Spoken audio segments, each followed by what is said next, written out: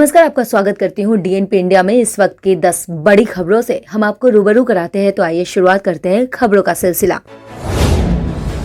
Vaccination के private sector को शामिल करने के बाद प्रतिदिन डोज की संख्या में तेजी से बढ़ोतरी हो रही है। वैक्सीनेशन के फेज 2 के तहत पिछले 3 दिन में डोज की औसत 2 लाख वैक्सीन डोज की बढ़ोतरी हुई है। 1 मार्च को 5.52 लाख डोज लगे थे, 2 मार्च को 7.68 लाख और 3 मार्च को 9.94 लाख डोज लगाए गए हैं। दिल्ली के मुख्यमंत्री अरविंद केजरीवाल को वैक्सीन का पहला टीका गुरुवार को दिया गया है। उनकी आयु 45 से ज्यादा है और कोमॉर्बिड श्रेणी में आने की वजह से वैक्सीन अभी उन्हें दी गई है। उन्होंने कोविशील्ड वैक्सीन लगवाई है। दिल्ली के लोकनायक जयप्रकाश नारायण अस्पताल में अरविंद केजरीवाल को वैक्सीन लगाते वक्त उनके माता पिता भी साथ रहे। देश में कोरोना वैक्सीन की शुरुआत होने के बाद कई कंपनियां अपने कर्मचारियों की कोरोना वैक्सीन का खर्च उठा रही है। इसी बीच आईटी क्षेत्र की दिग्गज कंपनी इन्फोसिस और सॉफ्टवेयर कंसल्टिंग फर्म एक्सचेंजर ने घोषणा की है कि वो अपने कर्मचारियों और उनके परिवार के लोगों के कोविड वैक्सीन का पूरा खर्च उठाएगी।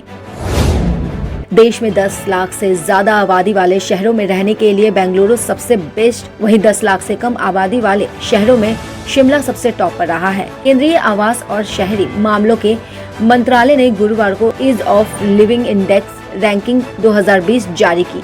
केंद्रीय आवास और शहरी मामलों के मंत्री हरदीप सिंह पुरी ने ये रिपोर्ट जारी की है। खास बात यह है कि देश की राजधानी दिल्ली इन दोनों कैटेगरी में 10वें नंबर तक भी नहीं पहुंच पाई। दिल्ली 13वें नंबर पर ही सिमट कर रह गई है।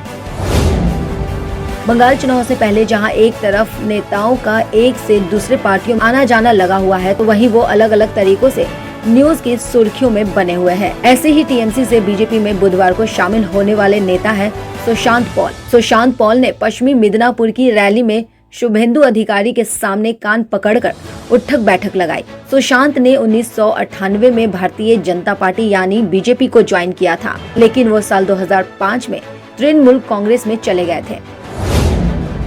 असम में विधानसभा चुनाव से पहले जहां एक तरफ सियासी बयानबाजी हो रही है, तो वहीं दूसरी तरफ एक दूसरे के ऊपर आरोप प्रत्यारोप का दौर भी खूब चल रहा है। कांग्रेस की तरफ से जारी एक चाय बागान की तस्वीर पर बीजेपी और कांग्रेस के बीच पोस्टर वॉर छिड़ गया है। राज्य के मंत्री हेमंत बिस्व शर्मा ने उसे ताइवान की तस्वीर बताते हुए असम और असम की जनता का अपमान करार दिया है।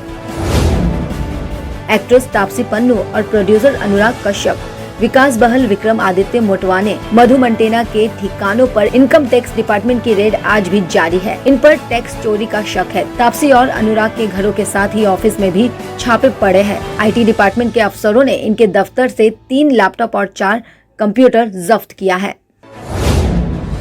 ताजमहल में बम की खबर फर्जी निकली। पुलिस ने सर्च ऑपरेशन के बाद ये जानकारी दी है और ताज परिसर को पर्यटकों के लिए फिर से खोल दिया गया है। पुलिस का कहना है कि बम रखने की धमकी देने वाले की पहचान हो गई है। उसे फिरोजाबाद में हिरासत में ले लिया गया है। विदेश मंत्री एस जयशंकर प्रधानमंत्री नरेंद्र मोदी की बांग्लादेश की आगामी यात्रा की तैयारी के लिए आज यहां पहुंचे। जयशंकर द्विपक्षीय संबंधों की प्रगति को लेकर बांग्लादेश के अपने समकक्ष एके अब्दुल मोमेन से वार्ता किया। वहीं बांग्लादेश के विदेश मंत्री एके अब्दुल मोमेन ने यहां मिटोला वायुसेना अड्डे पर जयशंकर का स्वागत किया। पूर्वांचल के बाहुबली नेता और पूर्व सांसद धनंजय सिंह की मुश्किलें कम होने का नाम ही नहीं ले रही है।